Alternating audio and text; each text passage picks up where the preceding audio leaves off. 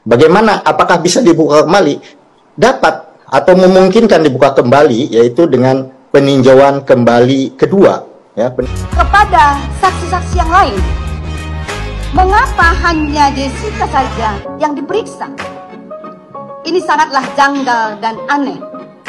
Kalau Jessica dinyatakan lolos dari lie detector, mengapa masih Jessica yang dijadikan terdakwa? Apakah tidak percaya kepada tes lie detector tersebut? Jika tidak, maka untuk apa dilakukan tes lie detector tersebut?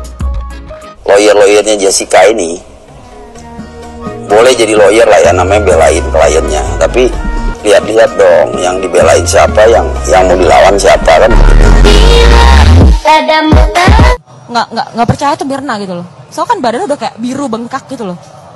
Biru bengkak ya, kayak jadi mayat gitu loh.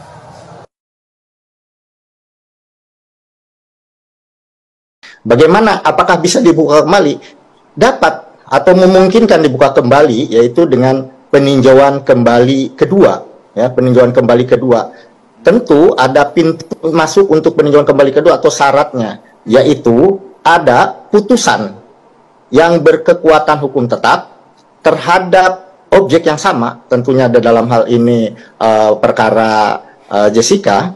Nah, itu baik perkara pidana, perdata, atau tata usaha negara. Itu dasar hukumnya Surat Edaran Mahkamah Agung nomor 4 tahun 2016. Sebelumnya ada juga SEMA nomor 7 tahun 2014. Cuman kalau dulu SEMA 7 tahun 2014 itu harus ada putusan PK kembali yang saling bertentangan. Nah, sekarang dengan SEMA nomor 4 2016 boleh PK atau dapat PK kedua dengan syarat ada putusan yang berkekuatan hukum tetap terhadap objek yang sama, dalam hal ini bisa pidana, bisa perdata, atau tata usaha negara. Terima kasih.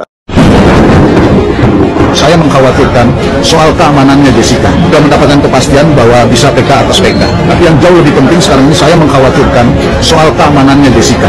Karena kalau dilihat dari Netflix, ternyata walaupun hukumannya adalah 20 tahun penjara, sikap dari petugas itu seolah-olah ada hukuman tambahan. Let's talk about Ice Cold Murder, Coffee and Jessica Wongso. Ini adalah film dokumenter garapan Netflix yang sekarang lagi jadi trending nomor 1 di Indonesia. Disclaimer dulu, gua kan sekarang beauty content creator, ngapain sih bahas kasus ini? Oke, I was a journalist, dan waktu kasus ini besar, dulu gua adalah salah satu jurnalis yang meliput kasusnya, melakukan investigasi, dan mengikuti persidangannya dari awal sampai akhir putusan. Jadi pas tahun 2023 Netflix ngeluarin dokumenter ini, langsung merinding.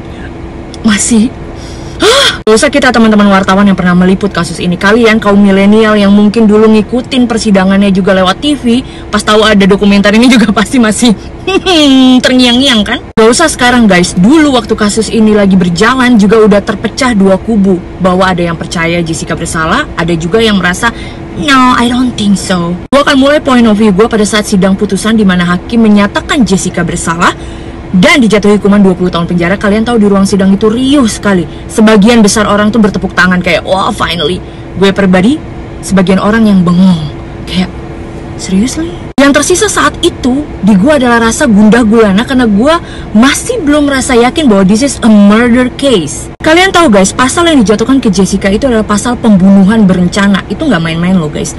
Dan kenapa gue bilang I'm not sure? Karena gue ngerasa gue gak ngelihat perencanaannya tuh di sebelah mana. Jadi waktu itu yang dibilang perencanaan itu karena Jessica datang duluan, mesen kopi duluan, duduk di situ duluan sebelum Hani dan Mirna datang, dan dianggap menaruh cyanida di situ sebelum Mirna datang. Now let's talk about the detail. Ini adalah kronologi berdasarkan CCTV. Ini aku ambil dari antaranews.com. Ini pemberitaan di tahun 2016 pada saat kasusnya berlangsung. Yap, Jessica memang datang lebih awal di 15.30 di Cafe Olivier. Kalian tahu nggak kenapa?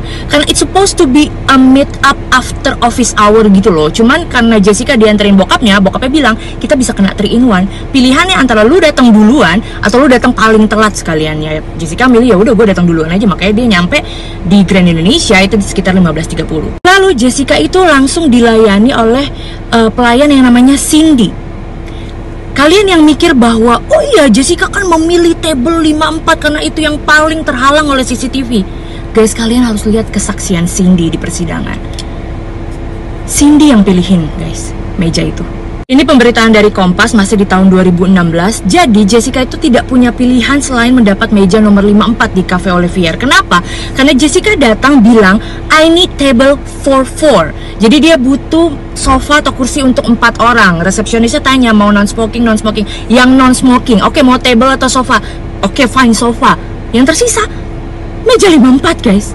So bagian perencanaannya itu di sebelah mana? It was just like coincidence, kayak ya udah lo dapet meja itu gitu. Balik ke kronologi, oke, setelah mesen table gitu ya, Jessica itu di 15.32 sempat keluar dari Cafe Olivier. Kenapa? Asal kalian tahu, di persidangan juga dimunculkan chat bahwa Jessica sempat nanya ke Myrna dan teman-teman yang lain, kalian datang jam berapa? Dan Myrna tuh sempat jawab, I think 4-ish ya, jam 4-an gitu lah. Nah terus Jessica keluar untuk beli Bath and Body Works, kayak mau kasih gift lah ke teman-temannya. Gue kalau jadi Jessica juga akan melakukan hal yang sama. Mungkin gue gak akan belanja buat teman-teman gue belanja buat diri gue sendiri lah gitu. Orang belum ada yang datang, yang penting gue udah pesen sofa gitu, gue jalan-jalan ke mall, nanti gue balik lagi. Dan kalian harus lihat Jessica balik lagi jam berapa? 16.14 Jessica datang untuk kedua kalinya. Logikanya adalah gue pun akan melakukan yang sama ketika temen gue bilang mau datang jam 4, gue jalan-jalan dulu keluar, gue akan balik lagi ya jam 4 lewat lah, dengan harapan temen gue ini udah datang. Nah bagian perencanaannya itu di sebelah mana? Kalau dia bener-bener emang berencana ingin menaruh racun di minuman, dia tahu Myrna akan datang jam 4-an, dia akan tetap duduk di table itu, mesen lebih awal, ya dong. Ini enggak, dia balik lagi keluar terus balik lagi jam 4 lewat. Ya pasti kalau Myrna udah datang gimana? Terus ada yang nanya, kenapa cuma Myrna yang dibeliin kopi duluan? Kenapa yang lain enggak? Guys, di persidangan juga dikasih lihat chat, bukti chat grup bahwa Jessica itu nanya ke semua. Ya ke Hani, ya ke Jessica, dan juga ke Vera. Rencananya ada juga satu orang lagi. Semua tidak jawab, hanya Myrna yang sudah pasti mau pesen ice coffee Vietnam. Itu pilihannya dia karena dia udah pernah nyoba, kata dia suka. Dan jam 16.24 sampai 16.26 itu kopi disajikan di meja itu. Kalian pikir aja, mungkin nggak Myrna bisa aja datang jam segini? Bisa kan? Kan Jessica nggak tahu, Myrna kan bilang jam 4-an. Apakah Jessica tahu Myrna akan sampai jam 17.17 bareng Hani? I don't think so.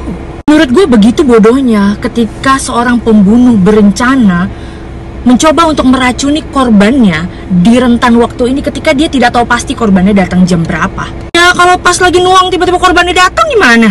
Yang membuat gue ragu lagi ini adalah pembunuhan berencana itu karena perencanaan dari segi alat pembunuhnya nih yang katanya cyanida ini tuh selama persidangan tuh nggak bisa ditemukan, kayak Jessica belinya di mana, dapatnya dari mana. Kan kalau pembunuhan berencana ya berarti dia harus merencanakan dong, kayak beli cyanidanya dulu atau cari cyanidanya, dapat cyanidanya. And dia terbang cuy dari Australia ke Indonesia guys untuk pertemuan itu. Oke lah, mungkin nggak di Australia, mungkin belinya di Indonesia. Ya di mana transaksinya pembelian cyanida itu atau bukti bahwa cyanida itu dibeli atau diambil itu?